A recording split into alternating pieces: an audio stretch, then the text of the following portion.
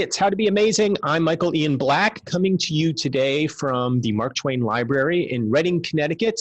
The Mark Twain Library was founded in 1908 by Reading resident Mark Twain and relies on public support to continue its mission.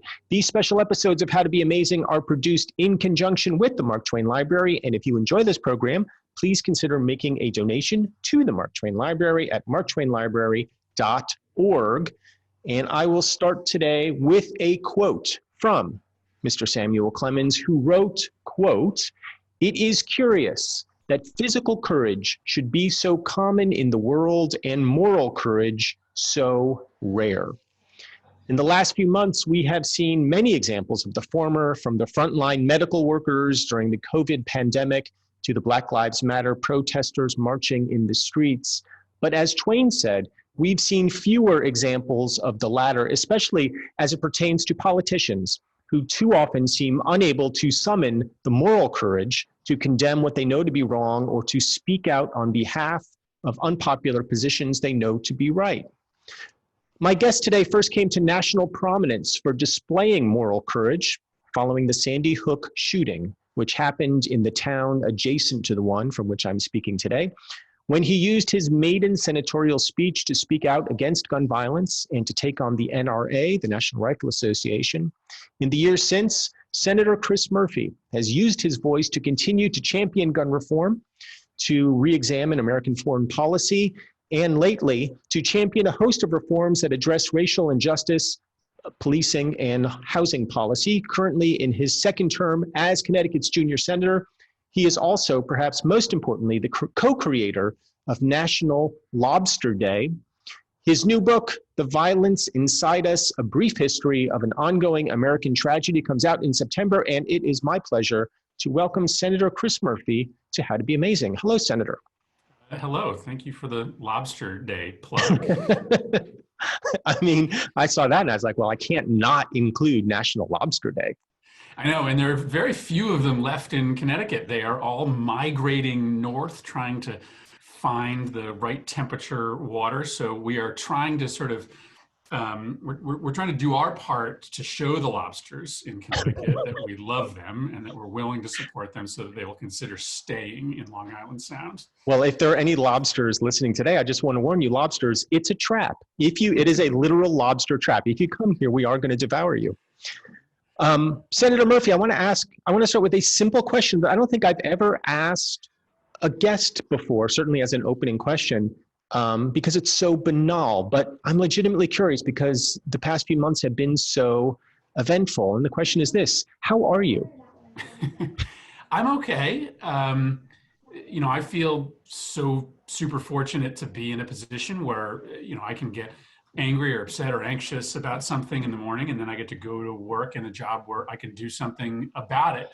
I'm living this from a variety of different perspectives. I'm obviously living this as a member of the United States Senate representing Connecticut, but I'm also one of the few parents of young children. So I've got two kids that have been at home with me and my wife, who's also teleworking. And so I'm doing this with you at my dining room table. And for most of the last 3 months, on the other side of this computer has been my second grader, dutifully distance learning the entire time. And so I can sort of see how difficult this is on parents. I can see how hard it is on businesses. And I guess I just feel like as frustrating as it is to live through and be a part of, at least I get to try to make the situation better for the people that I represent.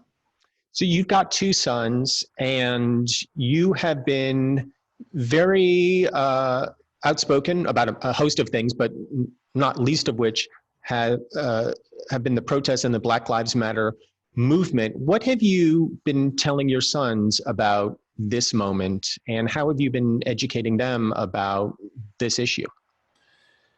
Yeah, so I guess a lot of what we've tried to talk to our two kids about, and one is about to be a middle schooler, and the other is going into third grade, is that their experience is unique, that for lots of Black kids who have the sort of same dreams, desires, and interests that they do, their lives are fundamentally different. Um, and that the reason we're having this conversation is because that's not okay for a kid like my son to grow up with a totally different experience and a totally different set of expectations for what's going to come with their life than a child of color. And one of the ways that I talk to them about it is through the prism of school discipline, right? They may not really understand, traffic stops yet, but what I tell them is that, if you're a Black kid and you goof off in school, you talk back to a teacher, you are going to probably get suspended or expelled for that. Whereas if you're a white kid and you do this, and they know this because they see it happen in their classroom, you might get sent down to the principal's office, your mom or dad might get called, but nobody's going to kick you out of school for mouthing off. And I tell them that's a consequence of the sort of built-in system of discrimination that we've allowed to persist for a long time. And that's what we're trying to stop. So I try to put it in terms that they'll understand. I was at a rally yesterday in Bethel, Connecticut, and speaker after speaker came up and related similar anecdotes. A lot of the speakers were quite young. I mean, some of them were middle schoolers through college graduates. And one of them said something that really stuck with me. She said, as a parent of Black sons in the school system, and she was addressing teachers, you talk to Johnny different than you talk to Malcolm. And that really stuck with me because it is the kind of day-to-day drip, drip, drip of systemic racism that may not be as dramatic as an incident of police brutality, but when it accumulates, I could hear how powerful those experiences are. Yeah, I mean, and I've spent a lot of time sitting down with groups of Black students and Latino students. And you don't get more than 15 minutes into the conversation before the sort of tears start, because for them, they sort of feel less than, right? They feel like they've been given all of these signals consistently through their life that they are less valued than their white peers. They see it in the condition of their schools, in the quality of their sports team uniforms. They see it in the size of their classrooms, the lack of sort of support services they have. Kids figure out pretty quickly who are going to school in neighborhoods of color that they just don't get what white kids get. And to them, that's a signal that they are worth less than white kids are. And that gets built in. I mean, that's hard to erase over time. And I just, unless you have that firsthand experience, unless you are living with people of color, it's hard to really get a sense of how devastating that is. You tweeted last night, and we're recording on a Monday. I think this will be released on a Sunday, but you tweeted, there's a set of reforms that white people who support the protests will broadly cheer, police reform, for instance. Then there are reforms, housing, zoning reform, school funding equity, that will test just how supportive white allies are actually prepared to be. We need to do it all. The criminal justice policing reform and the systemic change that lifts the cap on the social and education mobility of people of color. And it struck me reading that, first of all, that you're right, that it is easy, I think, as white people, and I'm speaking to you from a town that is 95% white, to cheer on these movements and go and say, yeah, we support you, we support you, we support you. But then when it comes time to actually enact the reforms that you're talking about, people start to get a little bit nervous. What, on a practical level, when you say, for example, there needs to be housing and zoning reform, school funding equity, for a town like this one, Reading, Connecticut, which, as I said, is 95% white, what does that look like? How do we become more inclusive? Well, so let me give you one example, and I'll use a couple of communities that are close to you in Connecticut. every single kid in Bridgeport, Connecticut gets allotted about $14,000 a year for their education. That's the total amount of money that Bridgeport gets per kid. A couple towns over in Westport, Connecticut, a beautiful community, but almost all white, they allocate about $20,000 per student every year. Okay, now that in and of itself doesn't sound right. But then when you step back and think about it, Westport, frankly, has a lot less issues to deal with than Bridgeport does. Bridgeport kids are walking through dangerous bullet-strewn neighborhoods on their way to school. There are more single-parent households. There's more households where English isn't the first language. And so Bridgeport, frankly, needs more resources, not less resources, and yet they are getting $6,000 less every year per kid than Westport does. Okay, so how do you fix that? Well, there's two ways to fix that. One, you can just take the current amount of money we spend and equalize it. So that means Bridgeport goes down to $17,000 a year, and Bridgeport goes up to 17, Westport comes down to 17. Query, are the parents in Westport, even those who support these protests, willing to have $3,000 per student spent? I feel like I know the answer to that question. Right? And so the other solution is move Bridgeport up to $20,000 and increase taxes in order to get there. Are all of the families in Westport willing to pay more taxes to get there? I feel like I know the answer to that question too. They're kind of trick questions. And listen, all I'm saying now is that we just have to prepare ourselves for the fact that the reforms necessary to take on systemic racism and injustice are not just the reforms that have nothing to do with you. Right. Power is not absolute. You can sort of expand the table, but at some point, there does have to be winners and losers. And for too long, communities of color have been net losers over and over and over again. And so white people have to be willing to give something up or to change the way that their lives are run in order to fix this. You grew up in Wethersfield, Connecticut, which I guess is outside of Hartford. How did you experience this issue as a kid? I don't know anything about Wethersfield, but I know a little bit about Hartford. Was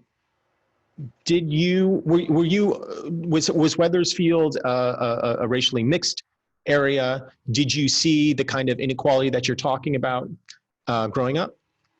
So Wethersfield was not a racially diverse community. It was it had income diversity, which I think was important for me. There are lots of lower income families in Wethersfield, but by and large, over the years, realtors, when they were helping families buy houses in and around Hartford, just knew that to steer the Black families to Hartford and to steer the Italian or the Portuguese families or the Ukrainian families to Wethersfield. And so I grew up in a school, my graduating class wasn't big, probably 200 kids. I maybe had one or two Black students in that class.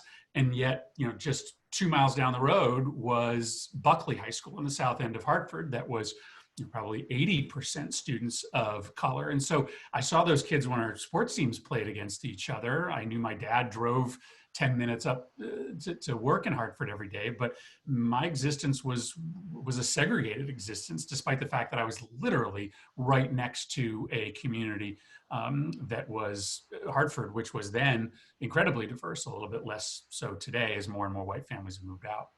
Were your parents active politically? Were they interested in social issues? I mean, my parents weren't active politically. We talked a lot about social issues and equity at home, but they were not active politically. And listen, I think my family lived in Wethersfield for a reason. The schools were better than Hartford, and if you wanted your kid to have a sort of real shot at college, you were more likely to want to live in a place like Wethersfield than in a place like Hartford. So when do you first remember becoming interested in political issues? And do you remember what the first political issue you were interested in was? I mean, so I got actually active through the environmental movement. I was, sort of a young environmentalist. I was part of a club that would go down to the Connecticut River and like clean up the river, pick up all the trash. And I remember, one day sort of thinking to myself, man, I could like go down to this river with this group and clean it up every couple of weeks or every other month, or I could figure out why the hell my government is allowing people to pollute down here. And I could start trying to actually work to elect candidates to the town council that are going to do this job for me. And that's how I got politically active. And how old were you then? 16, 17 years old. I started volunteering for candidates for the sort of pro-environment candidates for the council when I was young. There was also a school renovation going on at my high school. And then I sort of figured, boy, I could also do the same thing to try to speed up the renovations on my school. So I organized a bunch of kids and we went down to the Board of Education meeting and asked them to speed up the renovations so we could play our senior year basketball games in the gym. I mean, I just sort of figured out early on that like, if I organized my friends and if I sort of showed up in places where powerful people were, I could actually get things done that made my life as a teenager better. And it was that kind of advocacy that got me, addicted to sort of political change and the political process. And so were you 16, 17 when you began to think about a life in politics? I did. I did. I'm sort of unapologetic about the fact that I was active politically as a teenager. I, ran for student office and then I started, as I said, volunteering on political campaigns at a young age. And that started to, give me a wider aperture into all of the injustices that existed outside of my little world, right? To me, the injustices were those that took place on the river that I grew up next to and in my high school. And then all of a sudden, by exposing myself to more people in politics, I started to see other things that didn't feel right. And frankly, one of those things that didn't feel right to me was my existence in Wethersfield being so fundamentally different from the existence of kids in Hartford. So you ended up going to college and then law school, and very quickly, I think at the age of 22, you were the campaign manager for the Democratic candidate to take on the House seat in the 5th district, I think. Yep. How was that experience, and how do you be a 22-year-old campaign manager? Well, and why did she trust you to do that? Right. Well, I mean, you go to work for a candidate who has no shot of winning and who has no money to pay anybody with any kind of experience or. That's what the Tiger King did. I don't know if you saw the documentary, but that's exactly what the Tiger King did. I did see that documentary. So it's a tried and true method of weaseling your way into positions of power and influence. Yeah. So I was graduating college. I wanted to go work on a campaign. I think I wanted to, be more than just an envelope stuffer. And I had met 2 years before this kind of quirky candidate for Congress. Her name was Charlotte Koskoff, and she was talking about all sorts of things that, likely wasn't going to win her a lot of votes, but seemed really important. She was talking about universal health care and Medicaid reform and campaign finance reform. And I just was sort of fascinated by her. She was a college professor who just sort of felt like if she talked about the things she thought would matter, people would listen. And I went to work for her on my first job out of college. And we had no money. We didn't run a single TV commercial, but we sort of let her do her thing, and people loved her. They thought she was authentic. They gravitated towards her. And even without a single TV commercial, we came within 0.7% of winning the race, 1,587 votes, of beating a 14-year incumbent. And that was just further proof to me that you didn't really need to fundamentally compromise your convictions. Like if you just stayed true to who you were and what you believed in, you could win. And I think it was on that campaign, even though we didn't win, that I became even more hooked. And then 10 years later, you're the one who ended up winning that seat from the incumbent Nancy Johnson. What was the experience like heading running your first campaign for national office? Was it different than state office? And once you won, I mean, this is a separate question. Once you won, was the job what you expected it to be, being a congressman? So, I mean, it was totally different than my races for state office, because for state legislative seats, you can just outwork your opponent. It's just how many doors can you knock on, how many phone calls can you make. But then you run for Congress, right? A district of 700,000 people. And now money matters. Now you actually have to raise money to run TV commercials and mailings. And, that was just so unbelievably distasteful to me. I still remember a day when I was walking to my call time office, the office that you sit in and dial for dollars. And I think this is something that maybe not a lot of people know exists. Right. Each congressperson has something called call time, where what you're describing is, I think, you're literally just sitting there calling people, asking for money. Literally just dialing for dollars, stranger after stranger, introducing yourself, telling them why you're running for office, and then trying to fit in an ask. And that ask can't be for $100 because that's a waste of time. You have to ask for $1,000. And so I just remember walking to another, 5-hour call time session and thinking to myself, I was getting physically ill. I was like, I can't do this. I need to drop out of this race. And I got myself together and I decided that the stakes were so important that I should continue. But it was just sort of a reminder to me of why a lot of good people don't get into politics, because I mean, asking your friends for money is hard enough, but asking strangers for thousands of dollars is just really disgusting, and it makes you feel bad, especially when 90% of them are turning you down. So that was what was very different about that race, and I just kept at it, and luckily was able to raise enough money to win. Was the job different than I expected? Yeah, man. I mean, the House of Representatives is 435 people. I mean, so you have to scrape and claw for relevancy in the House of Representatives. And what I found early on is that the quickest way to relevancy, especially in the age of TV news and social media, is to say outrageous stuff, is to just be more outrageous than other people. And you will all of a sudden have folks paying attention to you. I wasn't willing to do that. Well, whoa, because you did create National Lobster Day. I mean, that's pretty outrageous. Yeah, I mean, it is groundbreaking. It's groundbreaking, but for whatever reason, it didn't create the groundswell of momentum around crustaceans that I thought it would.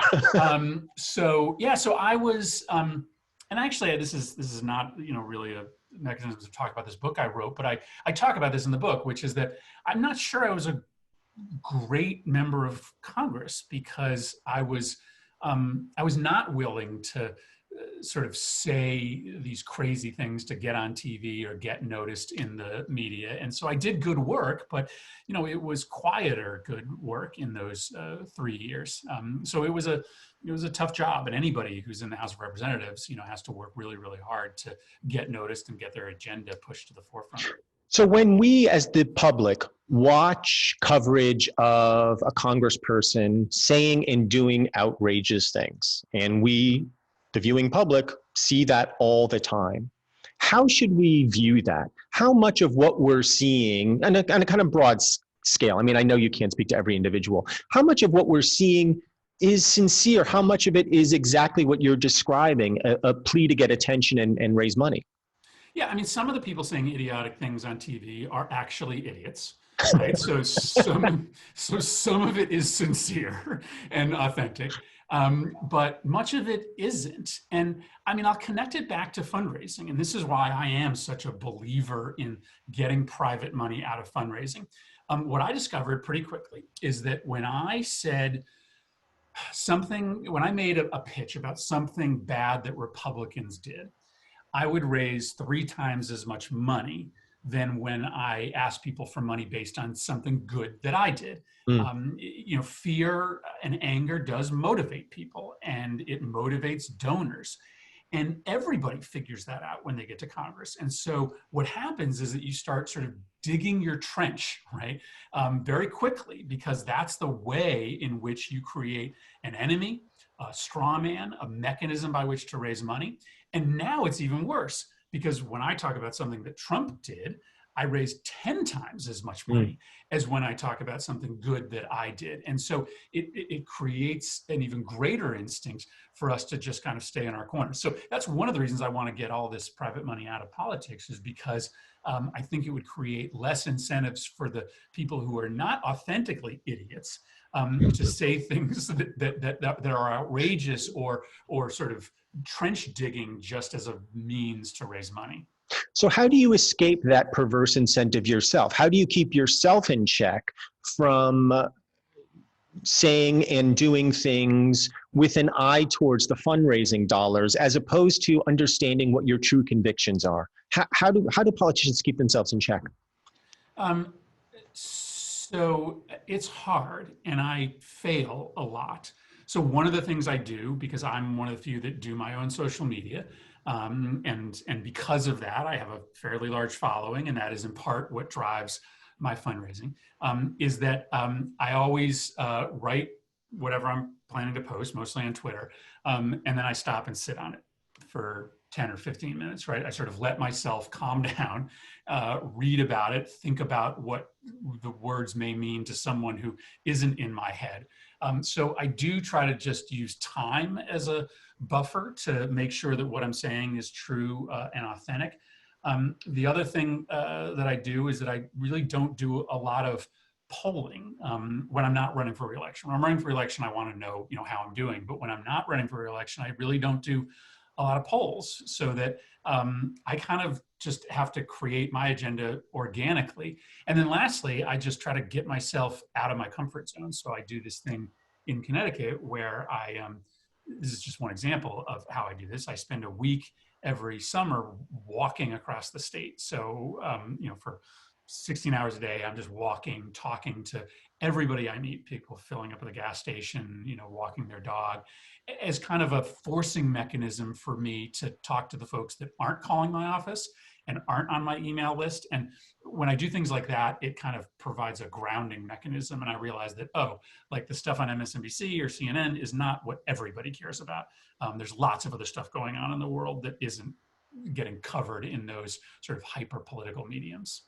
No offense, but if some dude comes up to me while I'm filling up my gas in my car, I don't know that I'm that willing to have a conversation with some dude who's been walking for 20 miles that day. Do they know who you are? Do you introduce yourself as Senator Murphy? No, not every interaction goes super well. Well, I'm dressed in sort of a t-shirt and a baseball cap. I have on a backpack. And I generally don't shave every day that I'm doing this. So that would be an example where I would expect you to ask me for money. Right. Yeah, so I look a bit like a vagabond, but no, frankly, as soon as I say, right, the reactions are priceless, because I do early on say, hey, I'm Chris Murphy, I'm a United States Senator. And there is sort of that moment of immense confusion, right? What the hell are you doing, right, bothering me at the gas and go.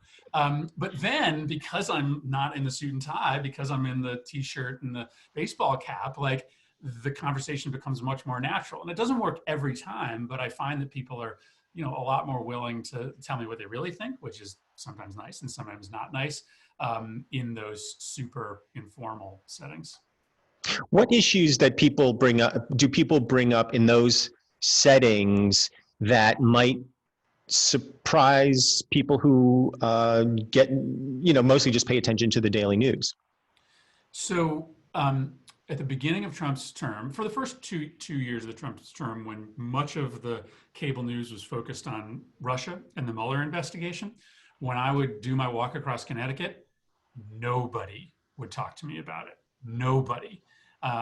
Because while they might know that it's important, it just didn't matter to their day-to-day lives. I guess what's interesting is that when I do this walk, it's the same things that come up year after year. And it's the evergreen issues. People talk to me about the quality of their kids' schools.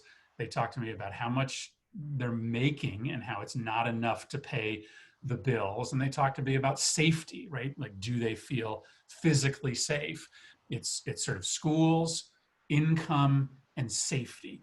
And it's sort of remarkable to me how the thing that's dominating the Twitter that week is never the thing that is dominating the conversations when you're just talking to kind of apolitical people who are not the 1% that are watching Rachel Maddow and Sean Hannity.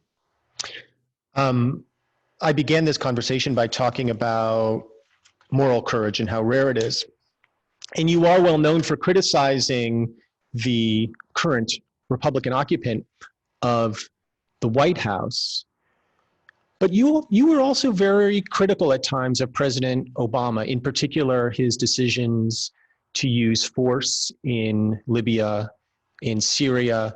You said about his gun reform measures, they're necessary, but I think insufficient was the word you used. How hard is it to criticize the sitting president when he's your own party versus, obviously when it's a member of the opposite party? I think this conversation is a really important one because there are different kinds of courage, right? And your opening, I think, is really interesting. The courage that our healthcare providers are showing today, where they're literally putting their lives on the line. Well, frankly, the courage that law enforcement officers show. There are bad apples, but there are a lot of law enforcement officers that put their life at risk to protect us as well, is different than political courage, right? Mm-hmm. I'm never in a position where my safety is at stake. So what is political courage? I think there are different kinds of political courage, but one of the least common kinds is the willingness to stand up to your friends and to people who generally think like you. That sometimes means the leader of your party. Now, I didn't do it a lot when Obama was president because I did agree with him on probably 90% of the things that he stood for. But when I disagreed with him, I didn't stay silent. So when I thought it was wrong that we were selling weapons to Saudi Arabia that were being used to bomb innocent civilians in Yemen, I went down to the floor of the Senate and I called up a resolution, forced all my colleagues to vote on it to try to stop those weapons sales. When I thought that the president's plan to bomb Syria was wrong, I told him personally that I was going to oppose it.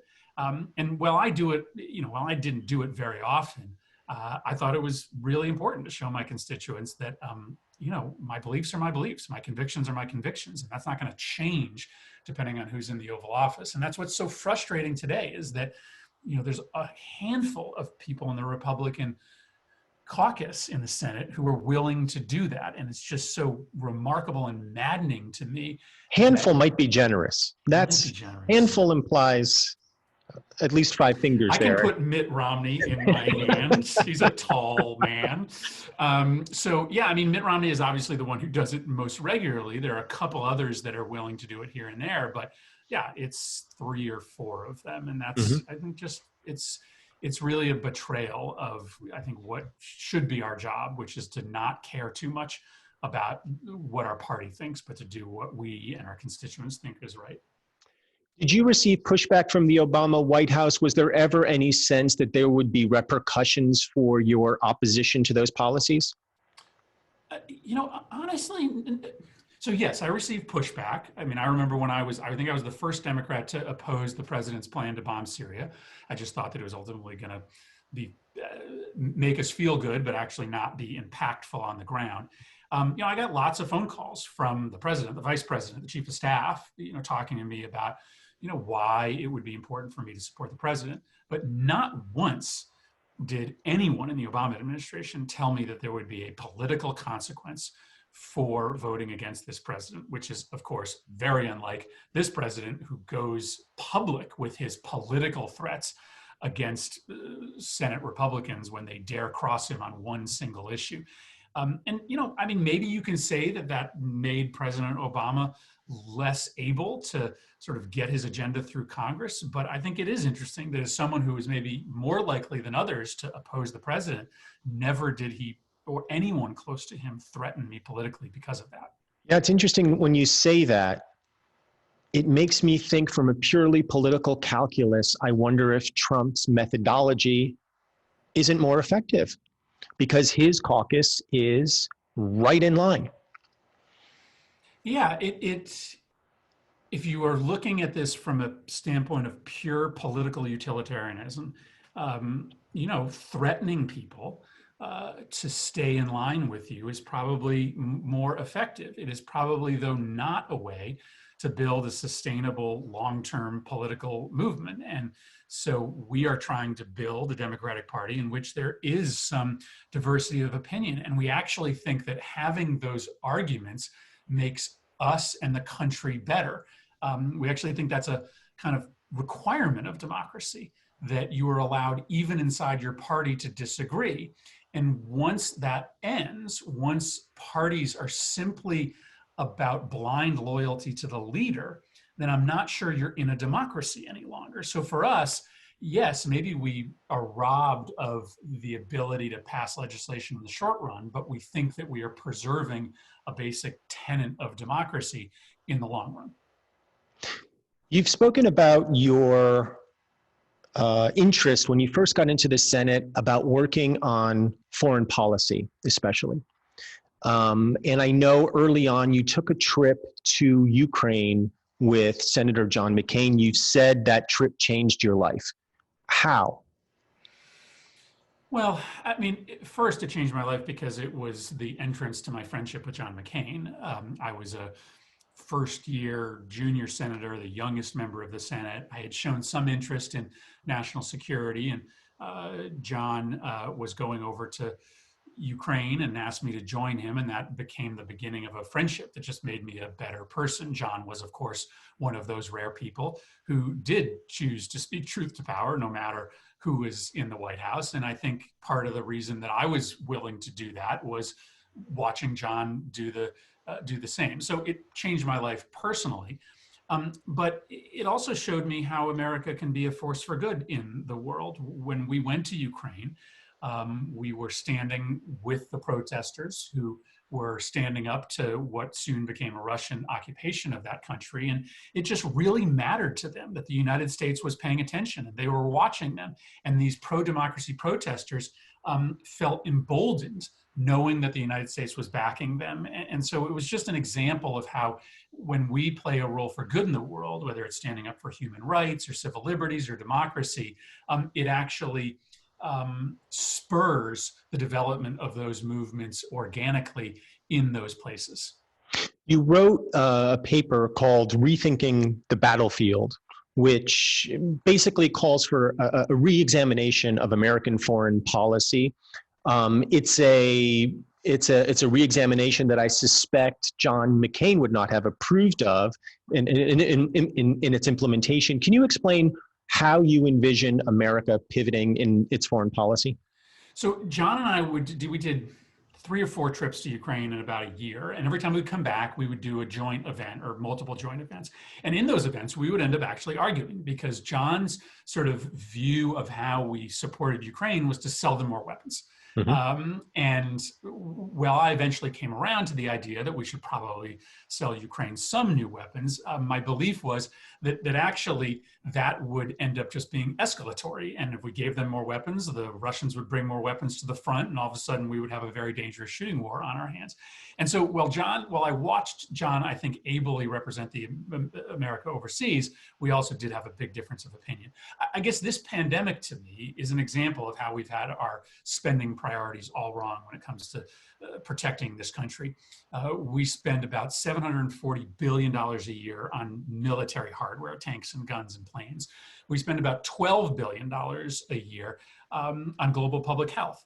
Well, you know, ask an American today, what's the bigger threat to this country, a virus or an invading army? It is clearly a virus, and yet we are spending 1%, 2% on stopping viruses from attacking the United States as we do stopping foreign armies from attacking the United States. And that piece, Rethinking the Battlefield, is about saying, what is the real battlefield? Is it really the conventional military battle space where armies are marching against each other? Or is the battle space public health? Is the battle space information? Is the battle space climate?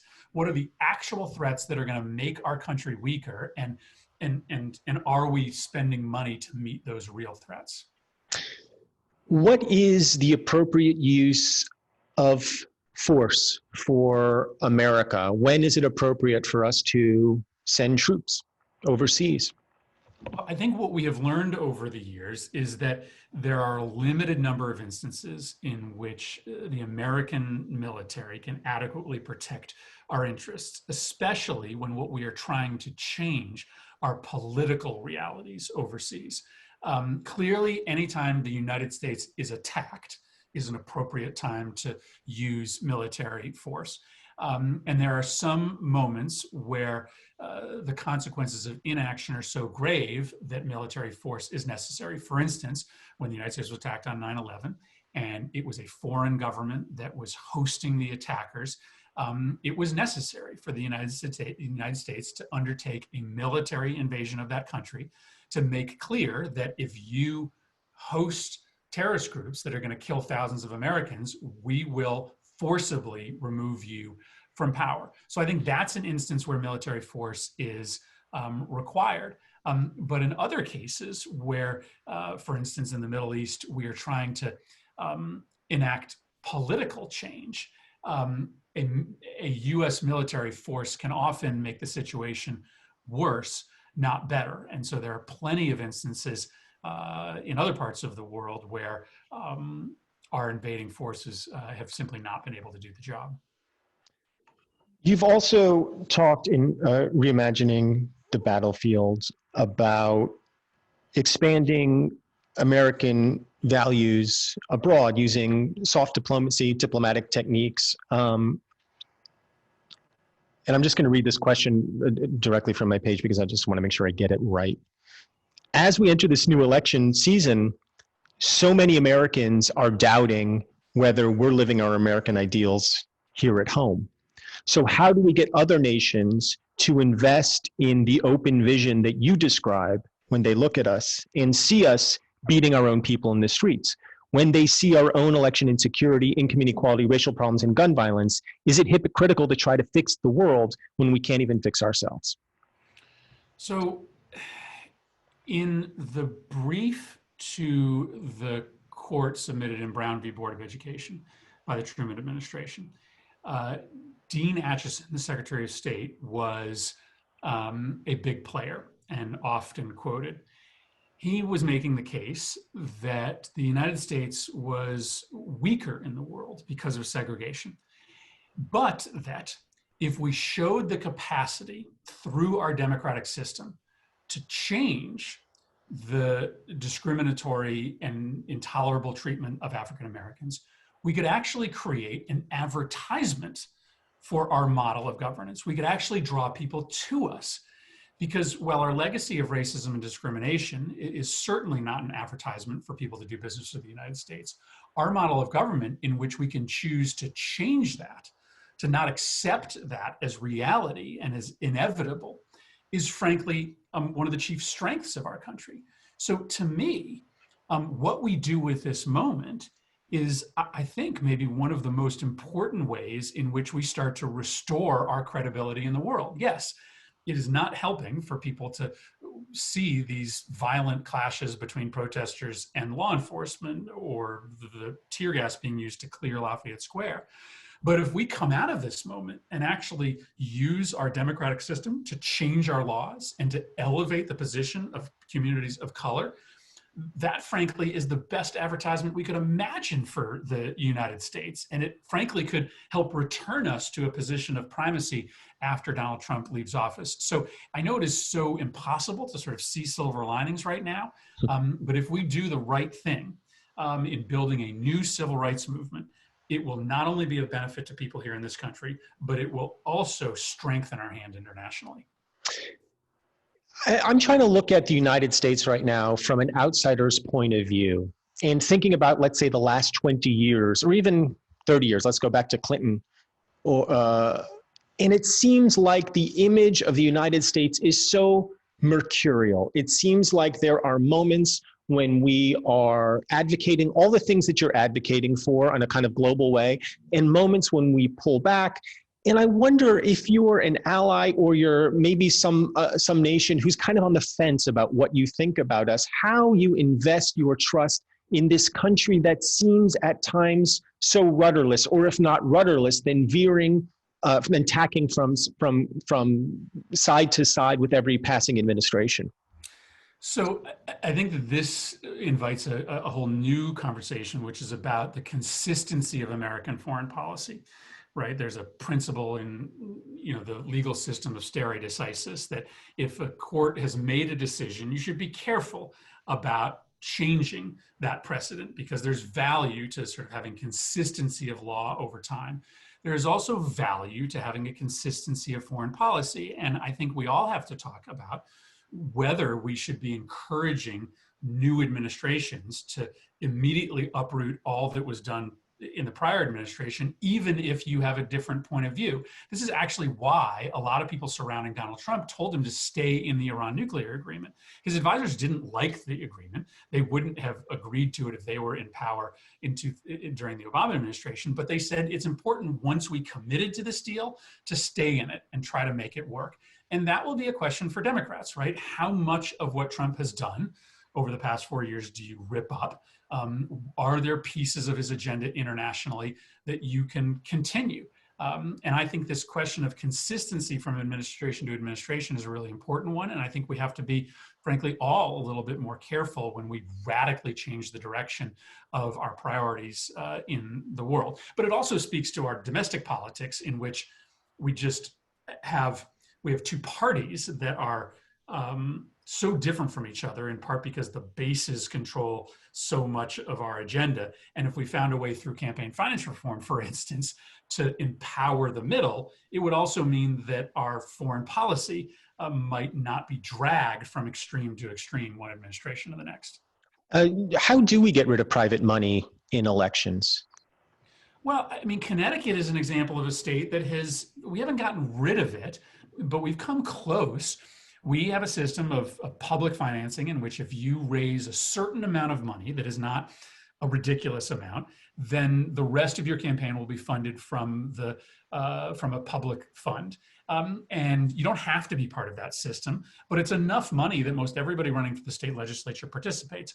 Gubernatorial candidates, rich ones, have tended not to participate, but our state legislature is by and large publicly funded. And it's not a coincidence that the state legislature actually finds a lot of common ground. We passed, for instance, in the wake of Sandy Hook, a massive reform of our gun laws, including a ban on assault weapons, and Republicans voted for it. And I think public financing has something to do with it. So you could do that at the national level. You could have a voluntary system of public financing of congressional elections. Not everyone would participate, but a lot would. And even if just 60% of candidates participated, it would make the dialogue, I think, a lot less likely to be pulled to the extreme as a way to fire up your base, as a way to raise money for your next election. Are you participating in that system? So it's only for candidates for the state legislature. So it's not candidates for Congress, and it wasn't enacted until I left the state legislature. Something I found troubling, you wrote a list of your favorite bands on a voting site, and I want to ask you about it. Did I? Yeah. Arcade Fire, okay. Yeah. Phoenix. Yeah. Greg Laswell, who I had to look up, but I liked. Royce Kopp, I don't know if I'm pronouncing them correct. Seal, and then here's the one that really threw me for a loop. Mike and the Mechanics. Yeah, geniuses. Just musical geniuses. Mike Rutherford from, I think, Genesis, right? Genesis, yeah. First of all, everybody needs to go back over the whole Genesis catalog and all of the offshoots from it. Spend a little time with Phil Collins's solo career. Listen to No Jacket Required. Get deep into Mike and the Mechanics. Not just the stuff that you remember from pop radio, like The Living Years. Go a little bit deeper into some of these albums, and you're going to find some really, really wonderful stuff. Really plumb the depths of Mike and the Mechanics. Go to the B-sides. I mean, really understand that when Mike Rutherford of Genesis lets loose, what he can do. You have to be able to find escapes in this job, right? This can become so all-consuming. And so one of my escapes is certainly music, and it tends to be, some of it is stuff that would qualify as kind of hip and up to date, but a lot of it is rooted in 80s pop. Is there something more cringy than Mike and the Mechanics that you really love? Nick Lachey. Do you know who Nick Lachey is of 98 Degrees? Nick Lachey of Nick Lachey and Jessica Simpson fame. Yeah, yeah. And his solo work, is that what you're? Solo, I'm talking about his solo work. Yeah, his solo, I don't know how many solo albums he's had, but I did subject many campaign staffers during my first race for Congress to Nick Lachey's first solo album. I'm telling you, I have a broad range of taste. There are some bands that I'm proud of. There are others that I'm not, but I'm pretty public in my in the breadth of my musical tastes. I mean, the fact that you're just willing to go on record here with Nick Lachey, I mean, talk about moral courage. My goodness. Yeah, that is a different kind of moral courage. The other thing that actually what I've found over the years is that the coin of the realm in politics is authenticity, right? Like my colleagues spend so much of their time hiding themselves and their actual hobbies and what they really spend their time doing from their constituents because they think their constituents will think that it's weird or fringe or, I mean, I just sort of, listen, I have strange musical tastes, but like, I think people are so sick and tired of getting the sort of poll tested, consultant driven version of ourselves that I try to give the good and the bad. Well, that's an interesting thing that you're bringing up because I know that I look at politics and politicians as something or I look at politicians as cut from a different cloth as humans than people that I know. And so much of that has to do with the manufactured kind of blow-dried, manicured image that they present that I find it so alienating. It's why I feel like, so many politicians get caricatured as robots or as aliens or something. And I've known a few politicians in my life, and when you get to know them, they're just like anybody else. They're personable, they're funny, they have tempers, they're whatever they are. But I find myself yearning so often to see that authenticity that you're describing and wishing that more of that could come through, because I think it would build a kind of empathy from just people like me who are used to just seeing them through the lens of cable news. Yeah, and I think we get told by the sort of political industry, including the people that work for us, that we need to be hyper careful because if we say anything outside of the mainstream, it'll draw negative attention. If we piss anybody off, that is going to have a net negative effect on us. And what I've realized over the years is that that's just not the case, that people just want to see who you really are, warts and all. And listen, Donald Trump understood this better than anybody, right? I mean, we thought it was such a joke when he took the escalator, right, down to his announcement. But that was purposeful. From the very beginning, he decided everything he did was going to look outside of the box. It was going to be the antithesis of what you expected from a politician. And he knew that there was such a thirst for politicians to look different than the cookie cutter mold that he could sort of chart a winning path. And, he has gone way too far out of the mold, but we should learn from the fact that you don't actually have to always agree with 80% of the people in order for 50% of the people to be for you.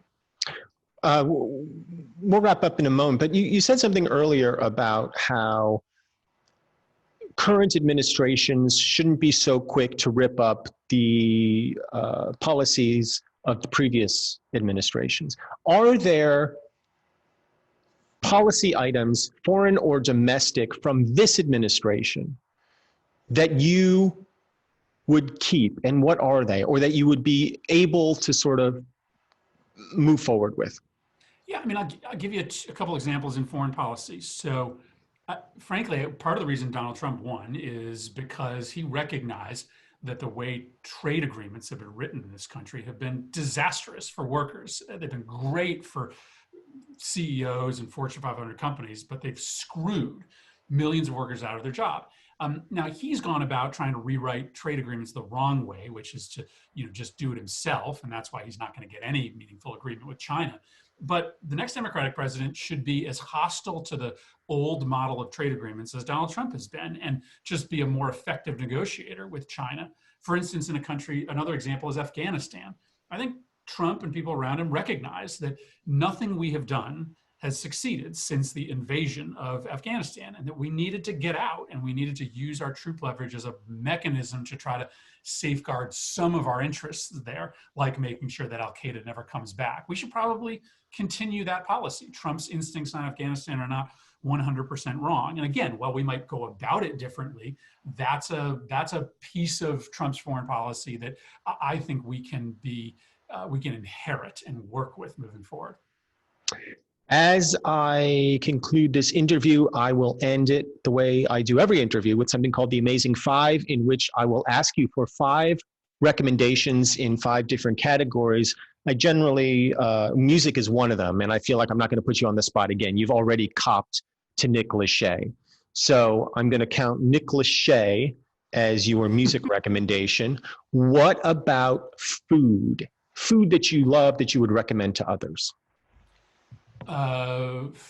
So anybody who drives through Connecticut, and lots of people do, you got to stop in New Haven and you got to get a pizza. And there's lots of good ones, but I'd probably suggest Moderns. So nobody should be driving through Connecticut with a little extra time and not stop and get New Haven pizza. I'm frankly surprised that you would pick one of the New Haven pizzerias to single out.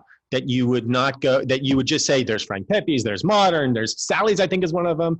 That's my point. That's the whole point. That you would commit to Modern. But everybody has a favorite, right? So like, this is like, I like the Red Sox, but I also respect the Yankee fans. No, I don't. I don't respect Yankee fans. And I do have a favorite New Haven pizza. I do like them all, but I have a favorite. All right. Film or TV, something that you're watching or that you've seen recently that you love, that you would recommend to others? So Better Call Saul is one of the coolest things that I've seen in a long time. And Were you a Breaking Bad fan? And then you... I was, but it took me a long, well, I mean, it was obviously a gap anyway, but it took me a long time to get to it. And I just genuinely loved it. And then let's see, a really good movie that I've watched recently. It took me a long time to watch Boyhood. Oh yeah, Richard Linklater, but that was just super awesome. And then, okay, so I'll stop there. Okay, those are my recommendations. Books. Books.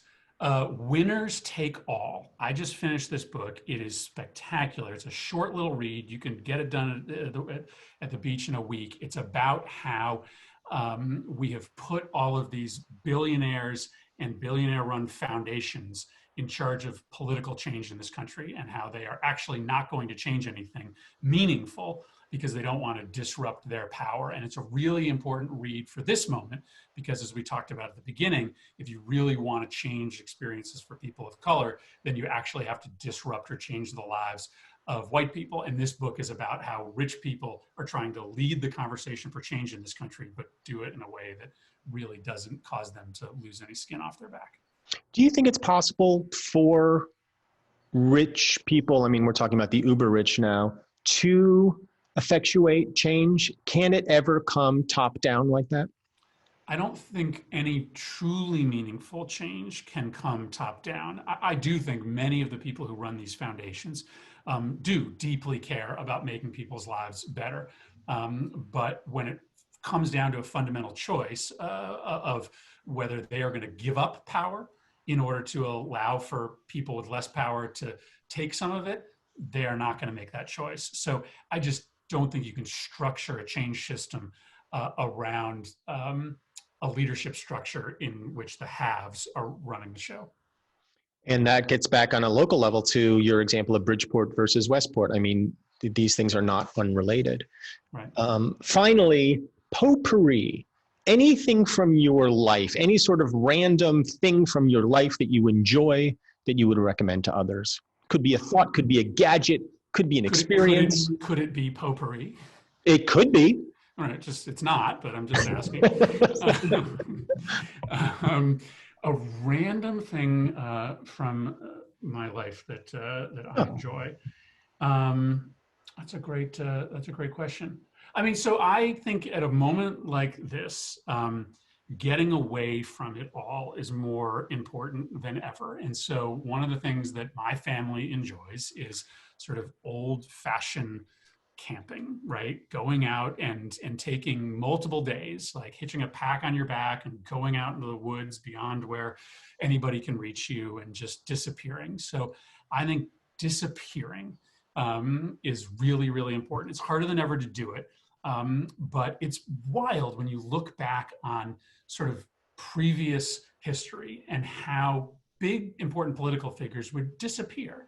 How Franklin Roosevelt would go down to Warm Springs for a month at a time, right? How people would take extended time away from the office, and we don't do that any longer. So I still find that really valuable. That's a great example. I'm going to end today with a quote. We started with a quote from Mark Twain. I'm going to end with a quote from Mike and the Mechanics. Every generation blames the one before, and all of their frustrations come beating on your door. And then I'm going to skip some. And it says, so don't yield to the fortunes you sometimes see as fate. It may have a new perspective on a different day. And if you don't give up and don't give in, you may just be okay. Profound words from Mike Rutherford and Mike and the Mechanics, and suited to the moment. Senator Chris Murphy, thank you so much for taking the time today. I know you are doing it in part to support the Mark Twain Library here in Reading, Connecticut. Again, if you are interested in supporting programs like this, please go to marktwainlibrary.org. I am not going to plug Chris Murphy's website, but I will plug his new book, which is coming out in September. Again, it's called The Violence Inside Us, A Brief History of an Ongoing American Tragedy. And just quickly before we go, what is it about? So it's about America's history of violence. It's obviously a very apt topic right now. It's a sort of user's guide to folks that want to understand why America has become a more violent place, what controls violence, and what we can do about it. So it's partially a story about sort of my entrance into this debate through the tragedy at Sandy Hook. It's partially a story about America's history of violence, and then it's partially a survey of what interventions work and what don't when you're trying to make your community a less violent place. I think people will really enjoy it. It's a lot of storytelling. It's a bit of personal narrative, and I try to be as honest in it about myself as I've tried to be, at least on my musical tastes in this podcast. Well, Chris Murphy, thank you so much for the work that you're doing in the United States Senate. Thank you for speaking out in particular about violence and gun violence. And thank you for being amazing. Awesome. Thanks. Take care. This special episode of How to Be Amazing was made possible with support from The Dog Doc, a documentary about Dr. Marty Goldstein, the founding father of integrative medicine for pets. It is available on demand wherever you download your movies.